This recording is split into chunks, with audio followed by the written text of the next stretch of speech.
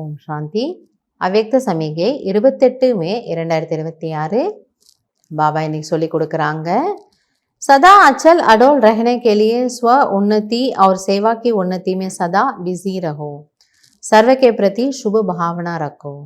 பாபா சொல்றாரு, சதா ஆடாத அசையாத மனநிலை இருக்க வேண்டும் என்றால் சுய முன்னேற்றம் மற்றும் சேவையின் முன்னேற்றத்தில் புருஷார்த்தம் இல்லைன்னா சேவை, இது ரெண்டுத்துல பிஸியா இருங்க.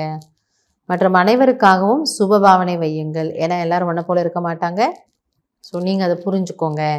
संबंध के आधार पर पार्ट नहीं, सेवा के संबंध से पार्ट बजावो.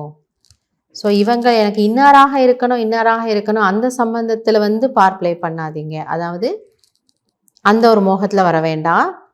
சேவையின் காரணமாக அவங்களோட சம்பந்தத்தில் இருங்க. ரிவர்ஸ் பண்ணிடாதீங்கிறார். எனக்கு இவங்களை பிடிக்கும், அவங்கக்கிட்ட நான் சேவா நல்லா பண்ண வைப்பேன், அவங்களோட சேர்ந்து செய்வேன், அப்படி இல்லை.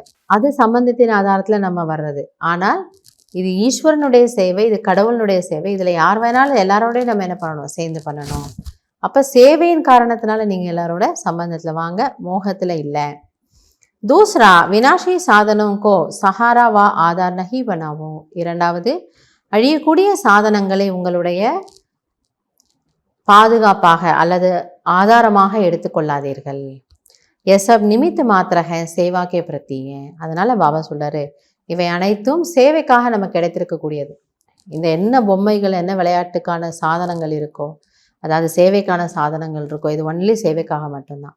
இதனால் நம்மளுடைய நம்மளுடைய சாதனா நம்மளுடைய தபஸ்யா டிஸ்டர்ப் ஆகக்கூடாது.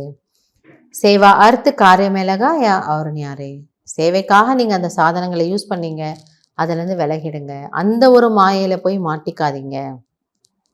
சாதனோं की आकर्षण में मन आकर्षित नहीं होना चाहिए. அதனால பாபா சொல்றாரு, சாதனங்களுடைய கவர்ச்சியில் மனதை அதில் இழந்து விடாதீர்கள். அதாவது அது பின்னாடி நீங்கள் அதிகமாக போகாதீங்க. சாதனங்கள் வேணும், சம்பந்தங்கள் வேணும், ஆனால் அனைத்துமே சேவைக்காக மட்டுமே தவிர அதில் நம்ம அதிகப்படியான மோகத்திலேயோ அல்லது கவர்ச்சியிலையோ போவதற்காக அல்ல.